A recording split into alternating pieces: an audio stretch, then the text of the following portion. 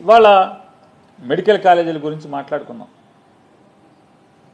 ఆంధ్రప్రదేశ్ రాష్ట్రంలో ఎన్నికల ముందు వీళ్ళు ఏం చెప్పారు? తండ్రి కొడుకులు ఇద్దరు, నారా చంద్రబాబు నాయుడు గారు, లోకేష్ నాయుడు గారు, నాకు రోగం వస్తే పరిగెత్తు నిమ్స్కి వెళ్ళేవాడిని, నిమ్స్ హాస్పిటల్కి వెళ్ళి చూపించుకునేవాడిని అని చెప్పాడు.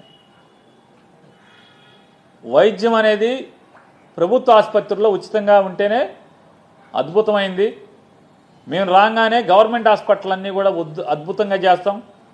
జగన్మోహన్ రెడ్డి గారు ఏదో కొన్ని సీట్లు 30 సీట్లు 40 సీట్లు 12 లక్షలకు కొంత 20 లక్షలకు కొంత కొన్ని సీట్లు పెట్టాడు. కాలేజీలు నడవాలని చెప్పని, కాలేజీలు ఎవరి దగ్గర చేయి చాపకుండా, ఎవరి మీద ఆధారపడకుండా, కాలేజీ కుంటుపడకుండా మెడికల్ కాలేజీ నడవాలని చెప్పని, అసలు అది కూడా లేకుండా మొత్తం 150 సీట్లు మేము ఉచితంగా 15,000 రూపాయల ఫీజుకి మేము చేసేస్తాం, జీవో ఇస్తామని చెప్పిన వీళ్ళు ఇవాళ 10 మెడికల్ కాలేజీలని, అంటే 17 మెడికల్ కాలేజీలు మొత్తం ముందు 10 అమ్మటం, తర్వాత మరొక 7 అమ్మటకానికి పెట్టినటువంటి పరిస్థితులు చూస్తే